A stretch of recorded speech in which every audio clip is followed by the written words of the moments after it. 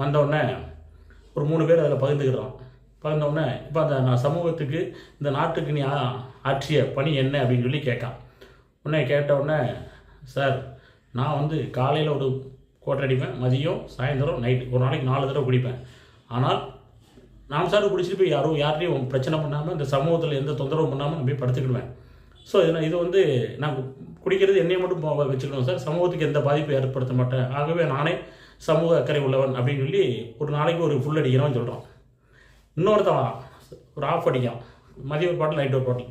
Sir நான் night ஒரு பாட்டில் அடிப்பேன், மதியம் ஒரு பாட்டில் அடிப்பேன், ஆனால் இப்போ சமூகத்தில் யார்ட்டையும் பிரச்சனை பண்ண மாட்டேன், வீட்டில் பொண்டாட்டி பிள்ளைகளை போட்டு தூக்கி போட்டு மிதிப்பேன். ஸோ நான் வந்து சமூகத்தில் எந்த பிரச்சனையும் பண்ண மாட்டேன், குடும்பத்தில் தான் சார் பிரச்சனை பண்ணுவேன் அப்படின்னு சொல்லி இன்னொருத்தன் சொல்கிறான். அந்த போட்டி நடத்துகிறவர் மிரண்டார். 3வது ஒருத்தன் வரான், விசித்திரமான மனிதன்.